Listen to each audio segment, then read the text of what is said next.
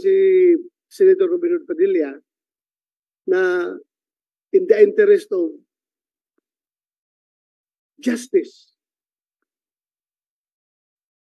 transparency, fairness, and everything. Kung mag-proton ili kayo, General Torre, we will allow people from Kingdom of Jesus Christ to rent also their own proton ili para magkakaroon kayo ng transparency doon sa area. Para pag sinabi niyong negative, titingnan rin nila kung negative rin sa kanilang equipment.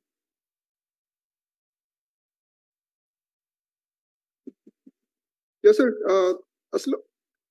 All help, sir. All help to confirm or deny the existence of these facilities or hiding places of a political is always welcome, sir. Okay. Sana si Juan, kaya niyo magrenta niyan para sumabay kayo? Kaya man, sir, pero pwede umalis muna yung mga police na dami-dami. Kung sino lang yung mag-conduct ng proton elic or whatever search, pwede, yun lang talaga yung dapat. Tapos ayusin natin sa korte. May court order ba? May ano ba? Pwede ayusin na lang muna natin ito, sir. Tinatanong ko lang kayo. Yes, sir. As far as you're concerned. Yes, we can. Yun nga, nag-usap na kami ng lawyer namin. Yes, you're willing, but yun. Kaya ninyo? So, sabayan nyo sila. Kung mag-test sila ganun, meron din kayo sarili ninyo. Your Honor, ganito po, pag positive na wala talagang tunnel dyan, aalis sila kaagad. By all means, anong gawin nila doon kung wala talagang... we have really reliable information na yung proton elic findings nila negative, no? Wala talaga mga tunnels doon sa baba, no? And that's why I was really appalled by his declarations a while ago that he was as if treating the ground penetrating radar as if it was the proton elic findings. That's different equipments. Grabe ka high-tech po nila. Okay. Per suggestion of Senator Robin Padilla,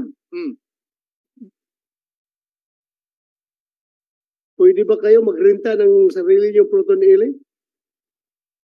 At sabayan niyo sila? Yes. Kanyang ginagawang test? Opo. Mabilis. Magsabing wala, negative. Lipat, kung ano gusto nyo. Walang reasonable belief. Lipat, para mabilis. Iba na ito kung wala talaga tunnel, yung proton elic, bakit pa kayo nandito? Kaya nga. Yes. We expedite everything. With the declaration of the, yes, Your Honor, we're willing. Magkano renta kaya niya? 90,000 ata daw. So you're willing to spend for that? Oo. Sige, gawin natin ito. Sabi naman ni General Torre, he welcome that suggestion. So sabay kayo doon. Kung meron silang iti-test, mag-test din kayo. Tingnan yung result ng both parties. Para mabilis.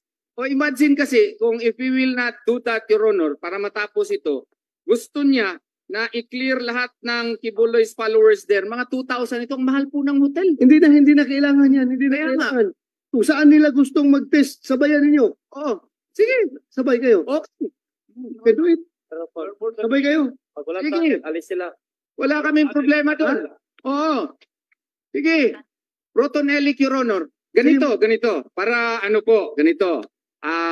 Very fair. May proton elic kasi proton elic yung dinala nila kung saan sila mag-scan, pero actually, Your Honor, we were told, maski malapit lang siya, pwede mo na i-scan. Ganun siya ka-powerful. Makukuha na, maski ilang meters po. Kaya nga, so, yes. Magrenta kayo. Yes. Mabilis. Okay. Para pag na-test nyo lahat ng grounds doon at wala na talaga makita, there's no reason for them to stay in there. Permahan kami dito. Para lalaki sa lalaki, baka naman kanina nga noon, sabi niya, Photoshop daw yung, anong tawag dito, tunnel. It turned out, totoong-totoo pala yung tunnel. Sige, dito, ngayon. Permahan kami. Huwag mo na. 1 minute suspension. Hearing resume. Mr. Chair, Yes, go ahead.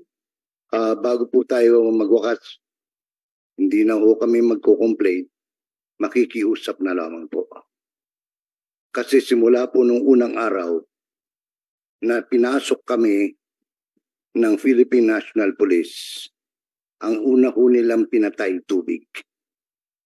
Hanggang ngayon ho, kung kailan nila kursunada kaming buksan ng tubig, saka lang nila ginagawa. I think that's not human, Mr. Chair. Is that true? You are controlling the supply of water in the compound. Sir, hindi nga namin alam, sir, kung nasaan ang kanilang mga controls. And we see a lot of tanks there, sir. Walang central control yan, sir. Sa tingin ko lang, sir, based from a point of view of an engineering student in Mapua and a DSS scholar at that, sir. Klaruhin natin ito. You mean to say na pinuputol ng tubig? Kung kailan lang ho nila gusto kaming bigyan ng tubig, saka na lang nila ipinapaandar papunta ho sa mga buildings. Kontrolin yung, saan ba yung controls niyan? Puntahan yung tao nyo. I think Lagyan nyo na tao doon, mag-gurdya. Walang dapat makialam. hindi nga ho nila pinapapasok, binabarikadahan, sir. Saan? Kaya nga ho kami nakikiusap, papunta ho doon sa JMC building. Kaya kami nakikiusap na lang. Kahit na yung kliyente namin ay may-ari nung compound, naninikluhod po kami. Kinukontrol ba yung tubig talaga? For the record. For the record, sir, no. It's not true.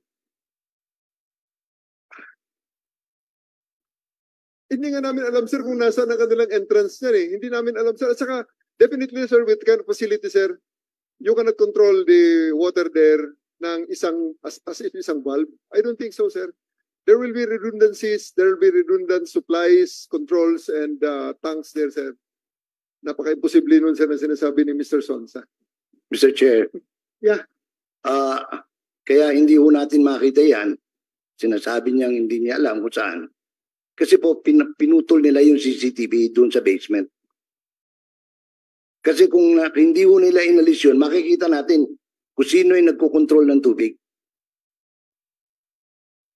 Tuloy niyo yung CCTV nila doon sa loob. Again, allegations, sir. Again, allegations. Kasi, sir, kung gusto namin putulin ang kanilang mga CCTV, sir, matagal na. We can do it easily, sir. But we're not doing it. Pero, And why Saan yung naputol na sa CCTV? Your Honor, Yes. remember nung nandun tayo sa baba, pinakita ng mga media men na yung camera na putol na po. Yun po. Oo. Correct, nakita ko yun. Yes. Sino nagputol nun? Siyempre, sila ang nagahukay doon. Inadmit na niya. Imposible naman na ang GMC ang magputol nun. At saka sino makabenefit? Mga pulis, hindi na namin makikita kung ano yung hinuhukay nila. So, I am directing you, Atty. Torion, to restore that CCTV. I-restore mo. And I am also directing you, PNP, huwag niyo pakialaman yung CCTV nila. Okay? Right at the very start, sir, we didn't. And in two Okay, times now, okay sir, lang. I-deny mo man na kayo ang nagputol, sila naman, inaalis sila na kayo ang nagputol, let's forget about that issue. Basta may directive to them, restore niyo yung CCTV ninyo, at kayo, huwag na niyo pakialaman yung CCTV nila. If I may, Your Honor, ang problema, In the interest of public order. Your Honor, ang problema kasi bumalik na yung mga armado po dun. At sa pagpunta ko pa nga lang dito, bumalik na armado, baka pagbalik namin doon, nakakordon na naman yung JMC basement po. Baka hindi na po kami makapasok ulit.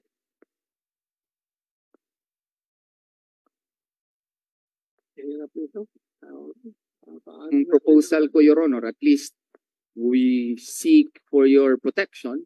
We will have this session held sine die, Your Honor, and definitely likewise, Your Honor. So you would have continuous power, yes, Your Honor.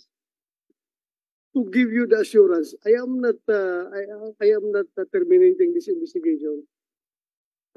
I am only suspending it tonight. It will be suspended and it will continue. Okay? So time now, marami pa sa ating mga resource person ay uuwi ng Manila. Sasakay ng 10 o'clock flight. It's already 9:22. Baka hindi sila makahabol sa airport. So from here, I just would like to remind both parties. I would like to appeal in your senses for peace, sobriety, and cooperation. Anong cooperation na gusto kong makita? Cooperation to achieve peace and sobriety. Yun lang gusto ko sana. And respect the human rights of everyone. Members of the KOJC and members of the police force. Respetuhin natin. Okay? Ha? Okay? Of the PNP.